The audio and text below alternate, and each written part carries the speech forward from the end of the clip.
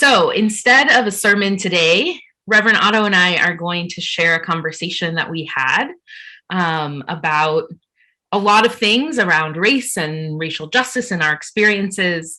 But I wanted to preface that conversation by saying that we are friends as well as colleagues. And these are the kinds of conversations that Reverend Otto and I have a lot just in our lives together. We have a deep relationship. We have a lot of trust with each other. And we sat down and prepared for this particular conversation too. So not just recording a conversation we had, but thinking about what we wanted to bring into this conversation to share with you. So I just want to name that before we dive deep in this conversation.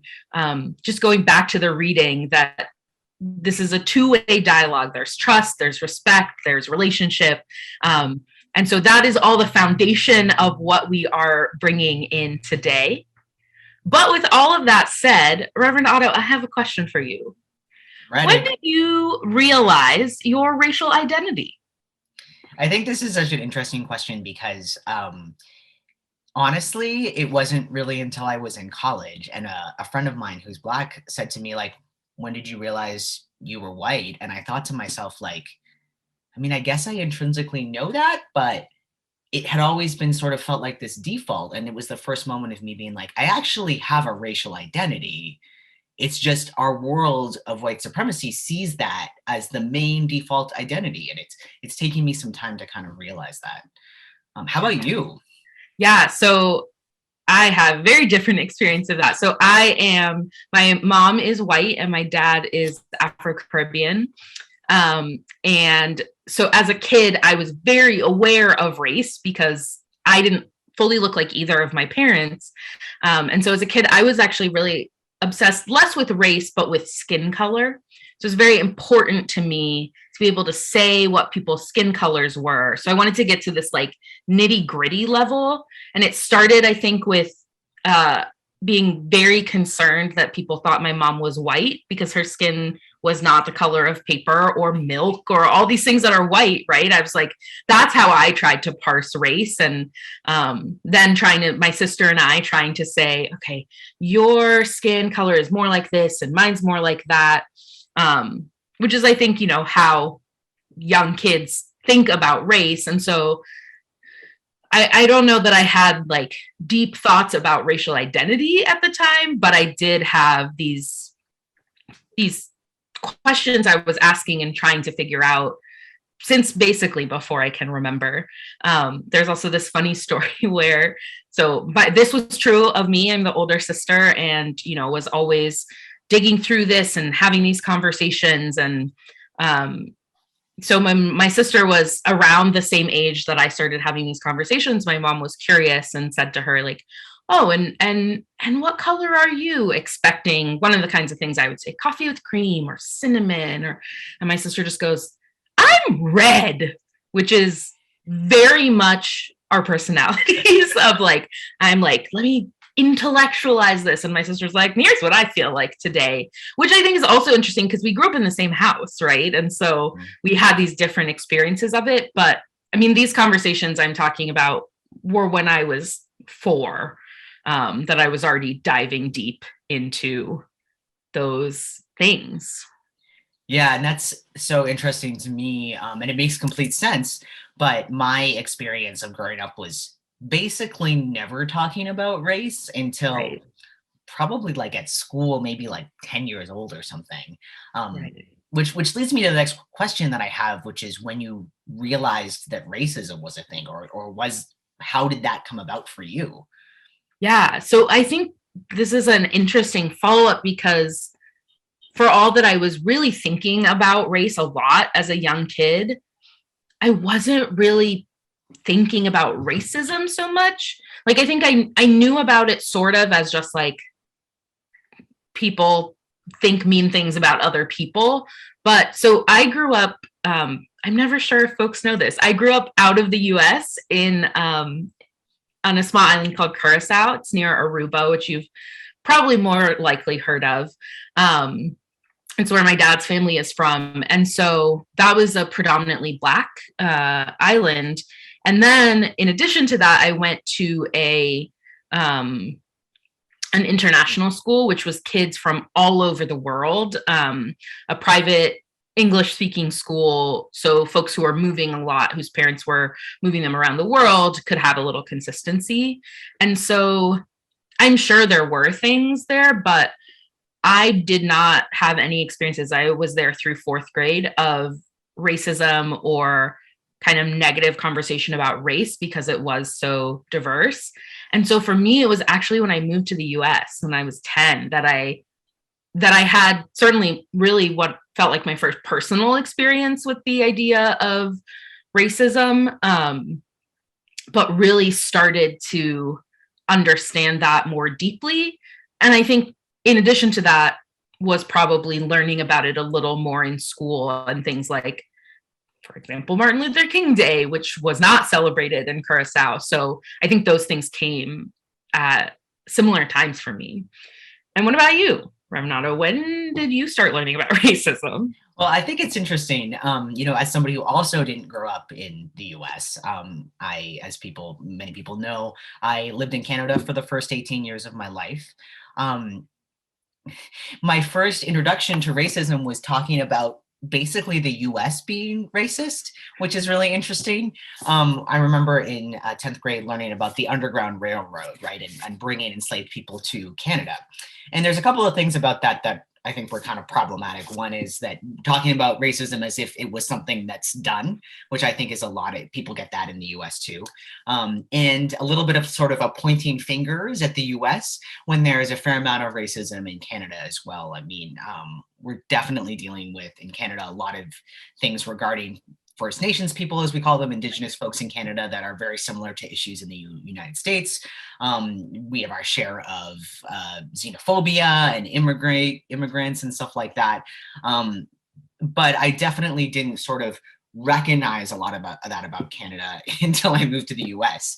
And so that's kind of an interesting thing. But it also is kind of interesting to me that I understood what racism was in a way before I really started to conceptualize my own racial identity. Which is sort of like an interesting way in which white supremacy culture sort of just permeates everything. You can be like, okay, racism is a thing, but I'm still the default or something like that. You know what I mean? Yeah. Well, and I think one thing that's really interesting, thinking about both of our experiences growing up outside of the US and then how like the US interacted with that. I said that at my school, I did not encounter kind of racism and racial bigotry, and that's all true.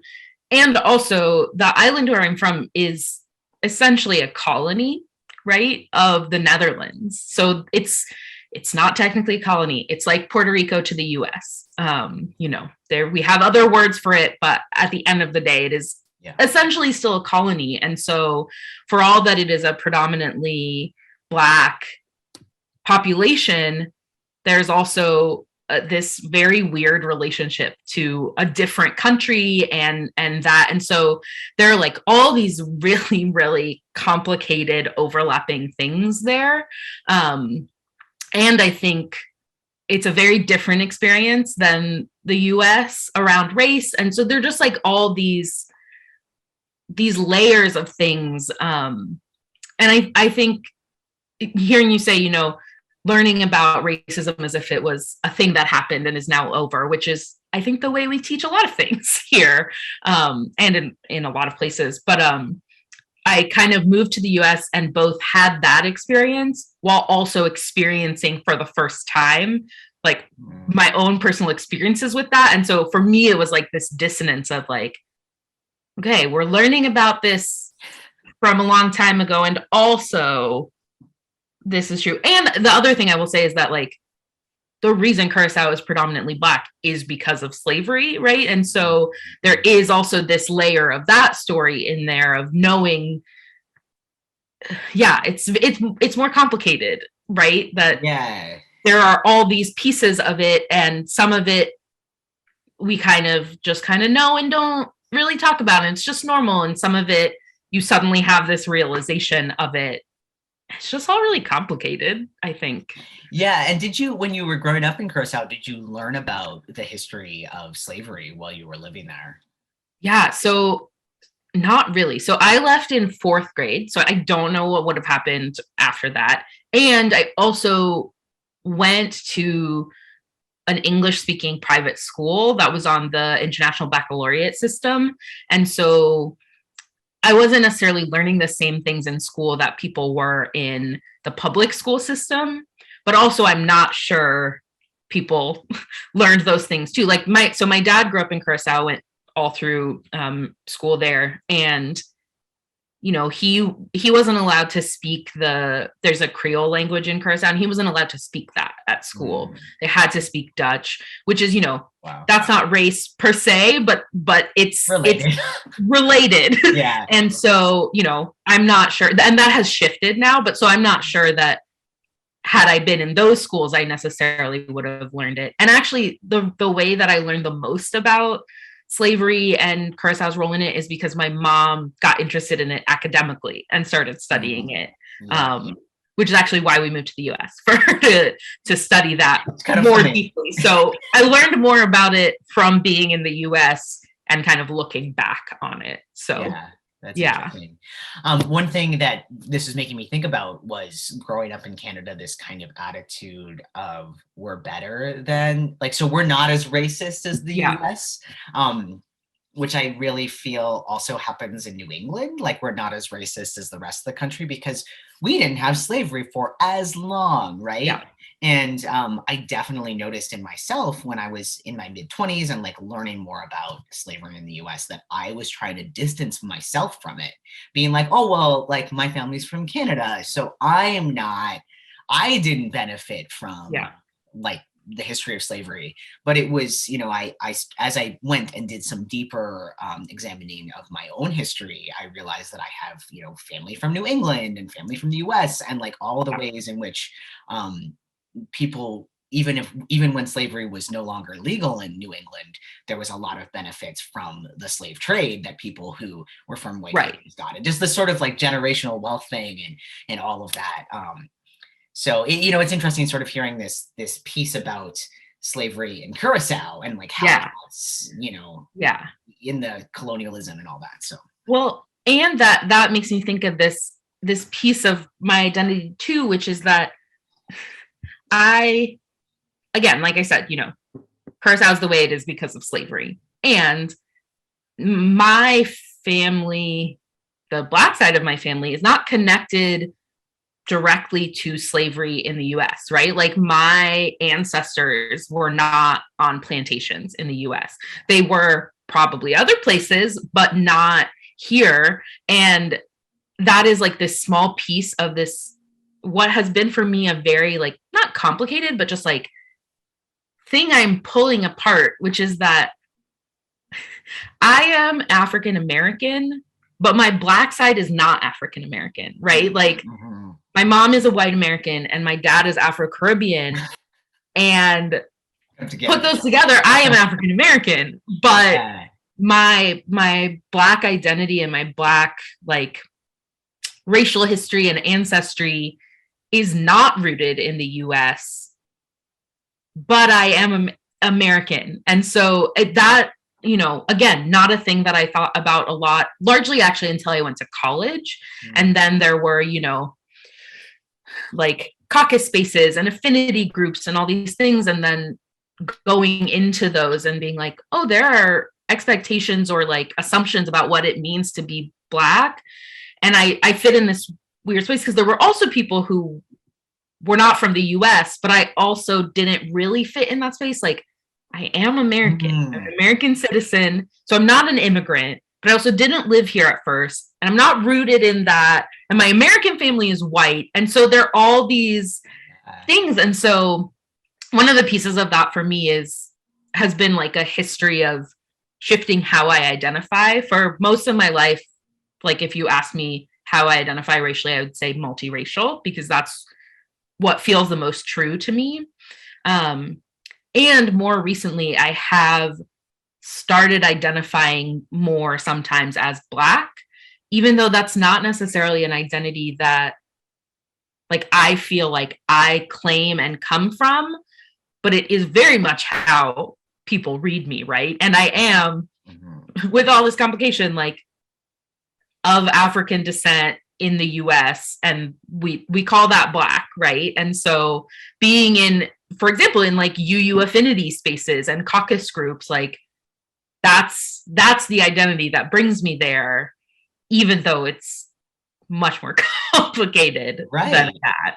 Right. And the way that we sort of classify people, we really try to sort of classify them this way or that way. In the book that the reading comes from, Uncomfortable Conversations with a Black Man, Emmanuel Acho talks about being, his family's Nigerian, but he grew up in the US. And then he like ended up going to like a private school with a bunch of white kids. And he's like, I feel like I understand like 3 different cultures almost. And I can kind of like move between all of those. But like the Nigerian experience is completely different from the African-American experience, is completely different from the Curacao experience. Right. And I think we can sometimes really sort of like group those together. And part of the problem, right, is that people look at you and they're like, Black, African-American, okay, put you in this category, right? And you have those experiences because of that, regardless of what your actual background is. Right. You know? So this, you know, is leading me to another question that, you know, something that we've talked a lot about is interracial families. You know, you grew up in one, I have one, my wife and I are white and our kids are Black, Haitian, American. You know, I just wanted to talk a little bit about that experience, because for me, I noticed how much more having these kids in my life that I was so intimately connected with made me notice so much more about race. And I thought I was, you know, somebody, right, who noticed these things. But as an example, we put out a Christmas Village like the first year that our younger kid was with us. And we realized that like all of the people in the Christmas Village were white, right? And that's not something that just like ever entered my mind before. And we're like, okay, I guess we're ordering some Black folks for the Christmas Village. But it's one of those things where you're so used to being the default and just everything around you. You know, I think about the sanctuary, like all of the stained glass is white people, right? So I just like wonder how that was for you growing up. I mean, I will say, it's funny you talking about the Christmas Village, because we also have one in our house that came from my partner's family growing up. And I never know what folks know. My partner is white, and all the people in that are white. And I noticed that when we first put it out, but it didn't bother me per se. And I think if and when I were to have kids, that would shift for me. It would feel more important. But right now it feels like I can deal with this, and you know, there are bigger things I'm grappling with, but that's not, I mean, not that there aren't bigger things kids are grappling with, but that representation, that representation becomes then like so important as like a marker. And I'm sorry. Yeah, no, I was just gonna say, I mean, growing up, again, you know, my mom is white, and I think she tried really hard to be, and both my parents did, to be like cognizant of these things. So, you know, all the conversations I had and questions like engaging me in that, but things like our books, and, you know, there was like this, they probably still exist, but like construction paper that was like skin colors of the world, and crayons, so that it's not just like the peach or the brown. I figured they're probably even like easier to get now. We have them, so so it's like that, those kinds of things that I think my parents tried really hard to make sure we were getting those like exposed to those things and having those things.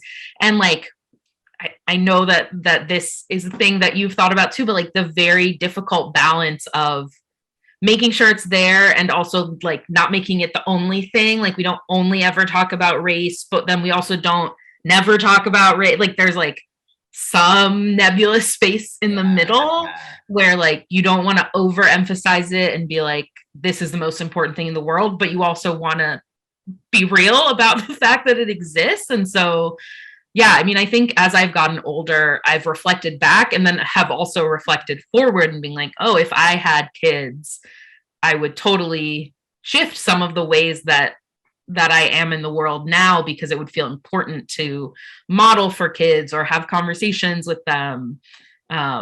and kind of reflect back on some of the things that my parents also did. So yeah, it's,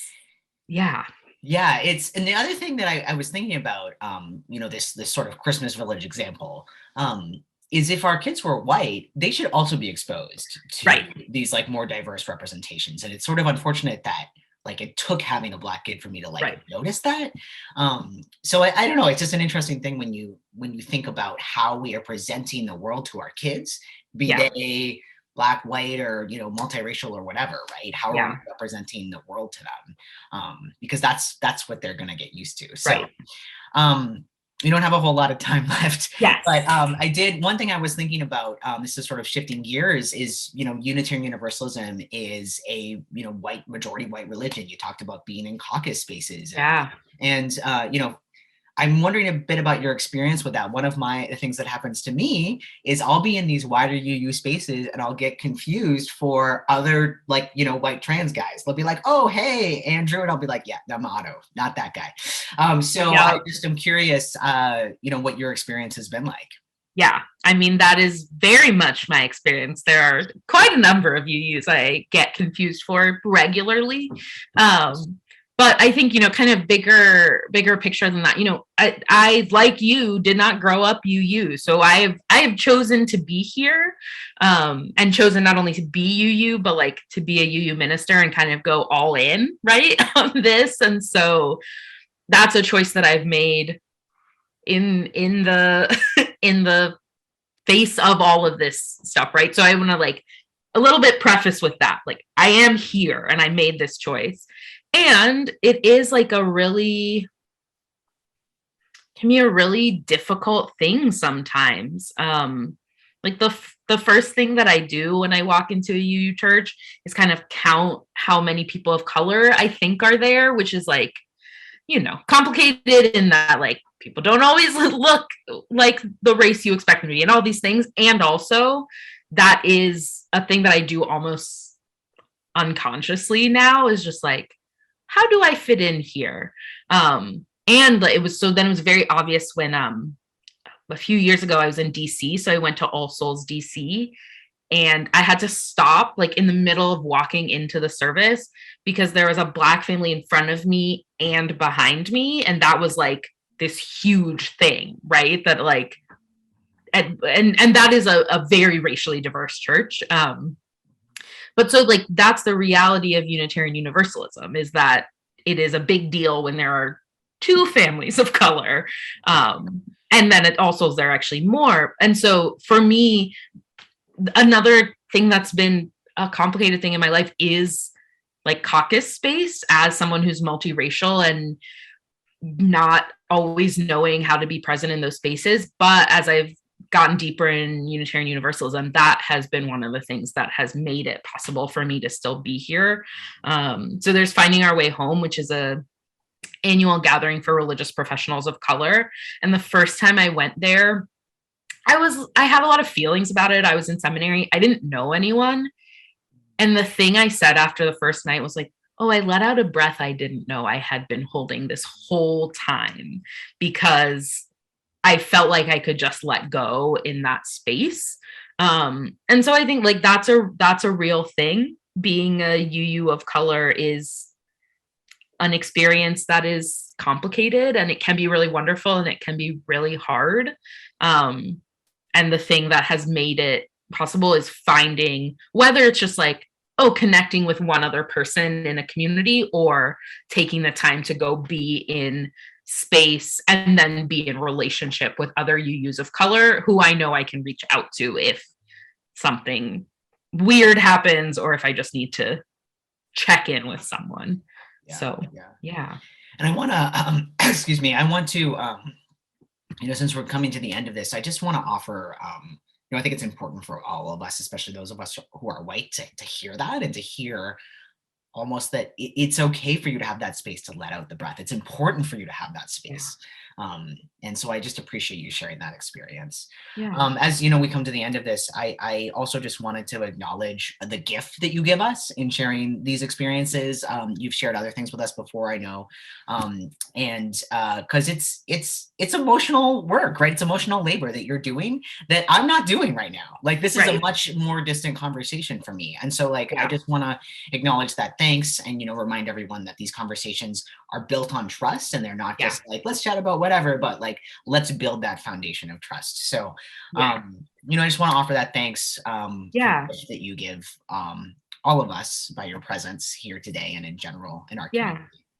Yeah.